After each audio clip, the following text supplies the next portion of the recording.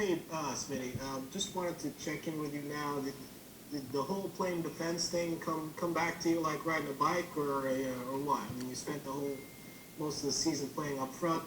I asked Clinty if you might consider for the playoffs maybe playing you back up front. He said nope, he's a defenseman now. So just wondering how that transition is for you, and also, you know, how much of an opportunity is it for you to, when Sprady got traded and you got to play full time at that position?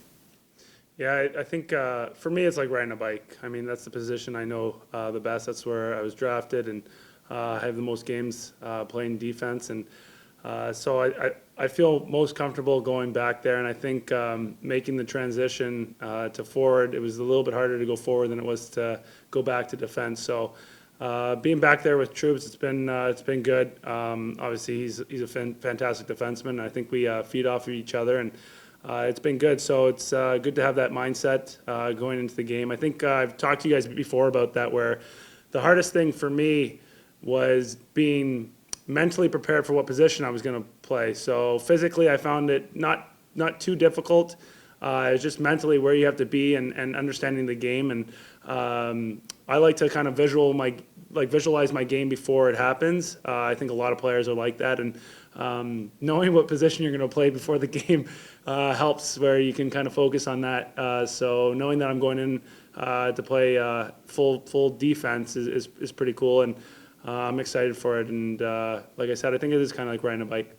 So yesterday we talked a little bit about kind of the balance of this team between veterans and a lot of rookies with not a lot of playoff experience. So just what do you kind of see as your role, kind of having some of that experience heading into this situation where nobody really knows what to expect? How do you kind of prepare the younger guys on the team for what they might encounter here? Yeah, obviously it's a interesting situation. Nobody's really dealt with it, but what we have dealt with is the playoffs and what to expect. So as a leadership group, a lot of us have playoff games and we understand it. And for me is to kind of give wisdom in that aspect. And I was very fortunate to be a part of the Red Wings with all of those guys. Seemed like they were 30 plus and played 100 plus playoff games. So I got to watch them and learn from them. And I picked up so many tips and just how to hold myself on and off the ice. And that's something that I try to emulate and then help pass on to some of these younger guys. And I think by doing that, it'll help guys feel more comfortable. And that's how I did it when I was a young guy. And it's funny how the season goes. A lot of times in a regular season, I feel like by Christmas it amps up. By the playoff push, it amps up even more. And then by playoffs,